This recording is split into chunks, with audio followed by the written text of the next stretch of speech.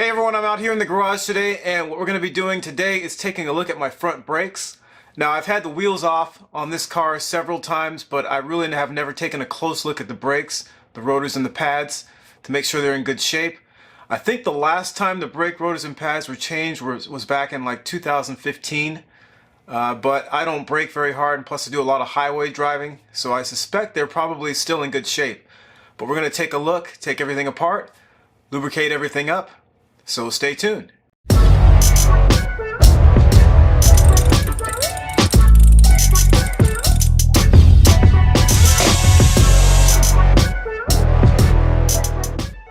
Alright, so let's go ahead and get started.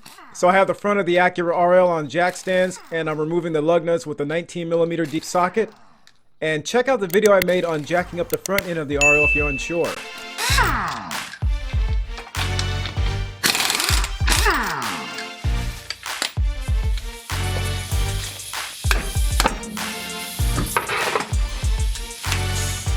So it looks like our rotors are in really good shape, and that's pretty surprising for having been on the car since 2015. They look really good.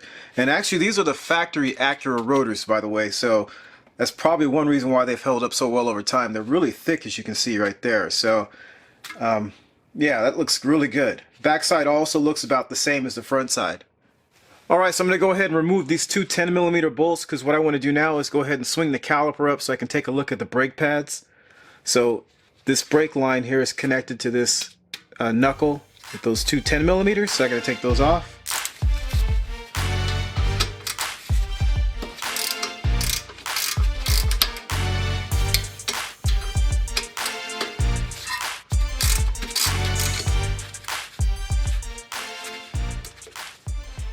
Okay, so now that's free.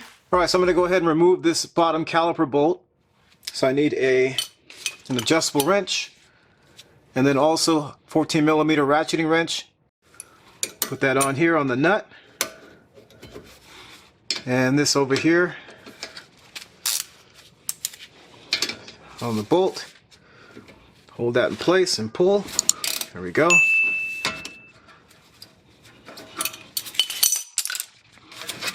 Just thread this out by hand.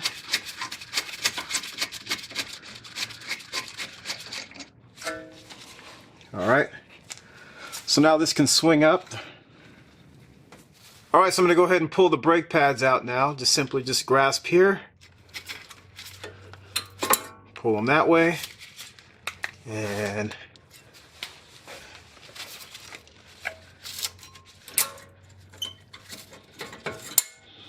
there we go. Now notice that the inner pad does have this wear indicator on it right there. So that usually goes on the inside. Okay, so I've got the brake pads over here on the bench. I'm going to go ahead and take a quick look at them. And from what I can tell, just looking at the surface of the pad, I don't really see anything wrong with this pad at all. There's no grooving or no pitting or no chips anywhere. So that looks good. This one's about the same. The one thing I did notice, I think it was this one, is you can tell right there if you look closely, this side's worn a little bit lower than the other side, just a tiny bit. So what I'm guessing is happening, because this pad looks fine, what I'm guessing is happening is that this pad is not sliding it correctly. So I'm going to make sure I lubricate everything up before I put it all back together. So what I'm going to do now is go ahead and measure the thickness, make sure we're in our specifications here, and you can tell by looking at the wear indicator that we look just fine, but I'm just going to go ahead and do the measurement anyway. So I'll take this off,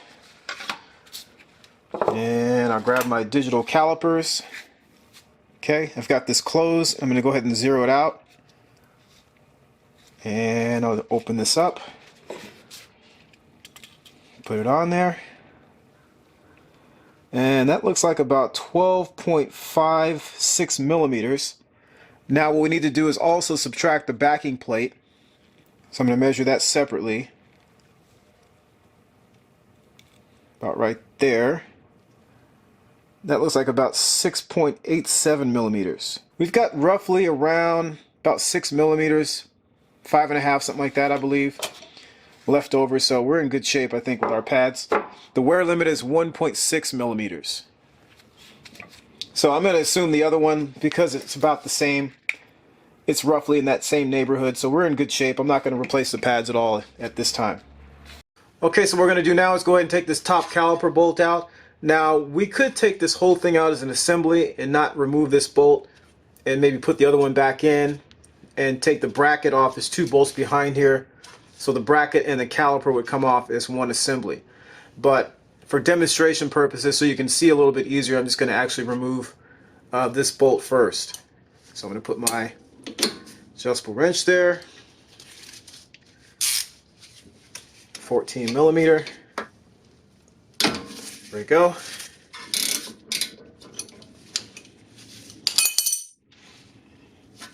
This one's a little bit tighter, it looks like.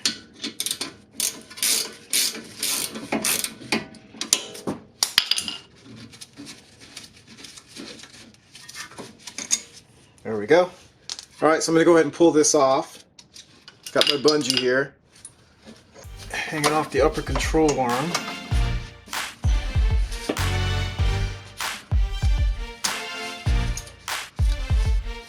There we go. Alright, so what I'm going to do here is remove the two caliper bracket bolts. There's 17 millimeters. There's one here and one down here. So I'm using a breaker bar. Put this on.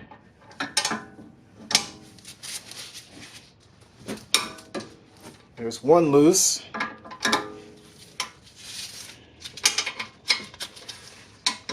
And the second one, there. Take that off. I'll just ratchet it out the rest of the way.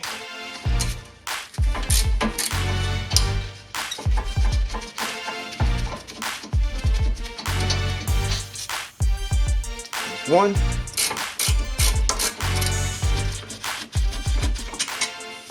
And number two, I'll go ahead and pull this off. Alright, so I'm going to go ahead and remove the brake rotor, and there are two screws holding it on. One here, one down there. So I have an impact driver, and usually these impact driver kits come with several bits. This one's a number 3, so that's what you want to use. So number 3 Phillips, and on here also there's a left and right. You want to make sure it's on left. That's right. There's left. Pop that in there. Then with the sledgehammer,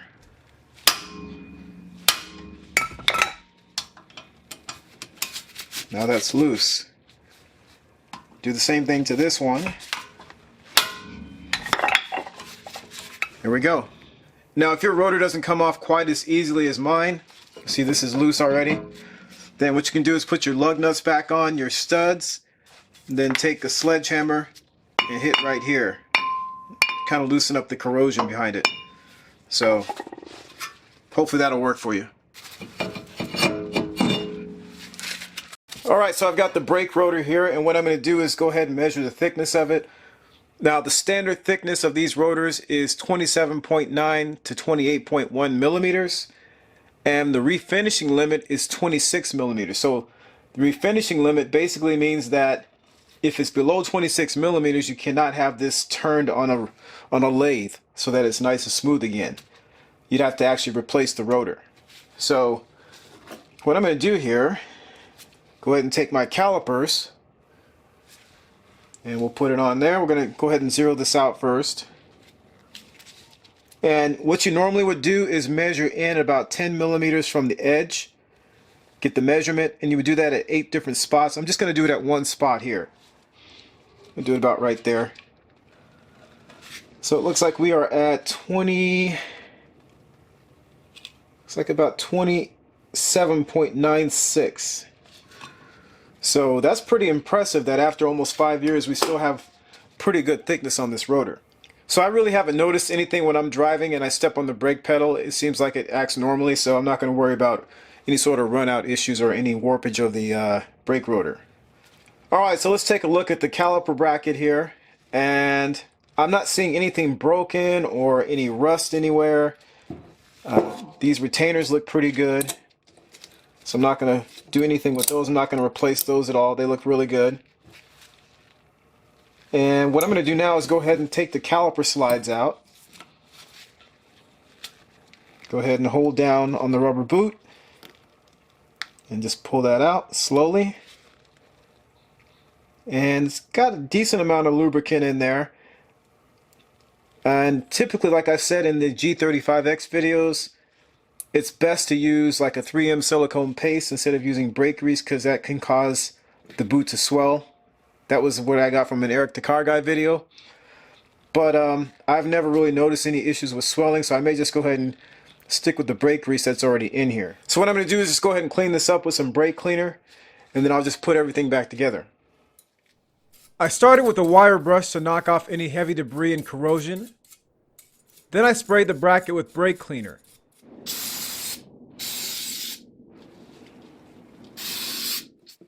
Before putting the parts back on the car, I lubricated the caliper slides with some CRC synthetic brake grease, which supposedly will not damage rubber or plastic components.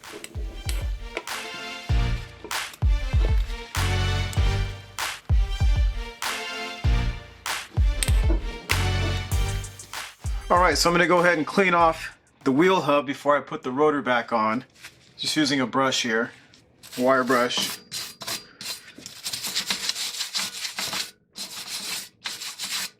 And definitely a mask is advisable to wear if you're doing this. I don't have mine on right now, but I should. You may also want to clean up the back of the rotor. This one looks fine, so I'm just going to go ahead and put it back on.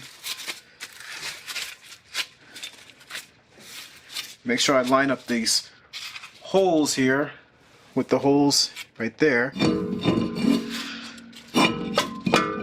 And I'll put the two screws back in.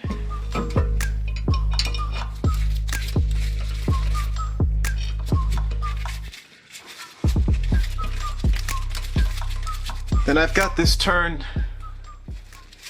right there to R, or right.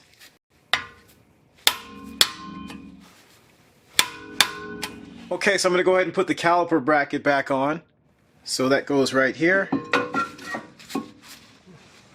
And line this up like so.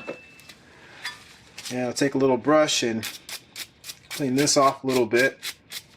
You may want to put some anti-seize on there also. I'm not going to do that here. I'll go ahead and put this in. I'll get the one started. I'll put the second one in.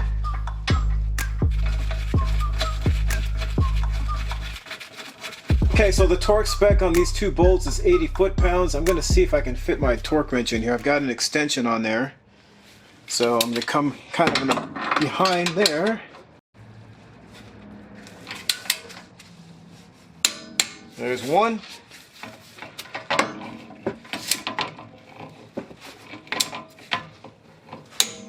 There we go. Alright, so what I'm going to do here is go ahead and take the shim off, and I'm going to clean up the back of the pad a little bit. Clean off the ears a little bit. Same thing on this side. And then also I'm going to put a little bit of brake grease on the back of the pad. So between the pad and the shim. Like that.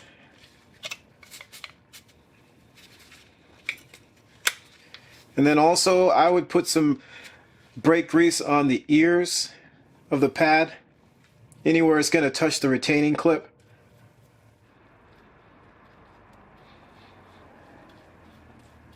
So this one goes on the inside. It's got the wear indicator on it, so it goes on the inside.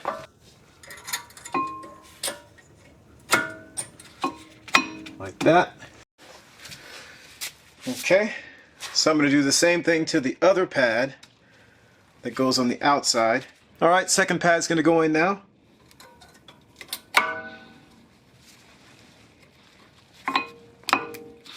Alright, so to put the caliper back on, I don't really have to compress the piston because I didn't change the pads, so they're the same thickness as they were before. But if you have to do that, this is kind of my setup here. Basically, I have a flat stock. I've got this disc brake pad spreader, and then I would just turn this in like that to compress the piston back into the bore. You can also use an old brake pad instead of using a flat stock like this too. The one thing you'll want to do is make sure you check the reservoir so the brake fluid doesn't overflow. Okay, so what I'm going to do now is just go ahead and lubricate the piston and then also these ears, because that's where they're going to contact the brake pads.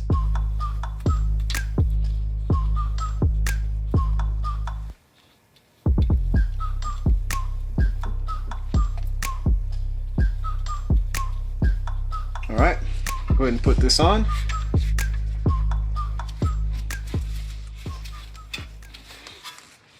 And then I'm going to go ahead and put the caliper bolts in. Clean those off a little bit. And again, you may want to use anti-seize on these. Put that in here.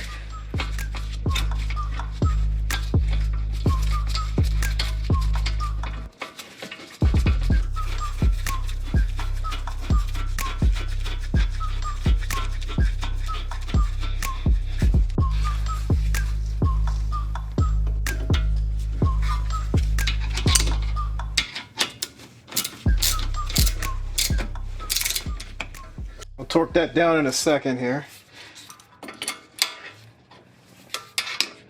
Again, this is 14 millimeters.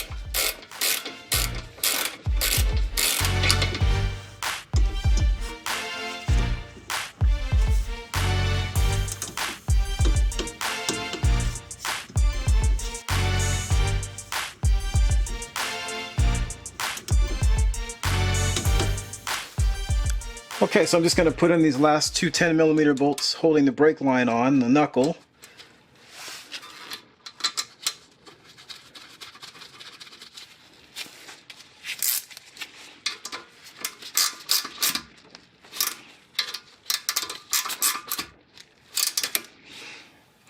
Okay, so the last thing is to make sure you press on the brake pedals so that you reseat your pads.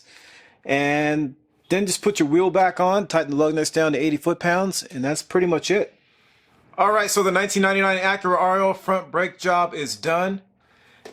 Very simple procedure. The only special tool of sorts that I needed was the impact driver, and that was to get the two screws out.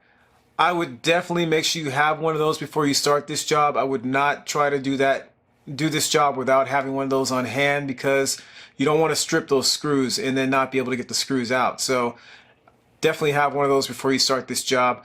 But that was pretty much it. Everything else is pretty straightforward. And thanks for watching.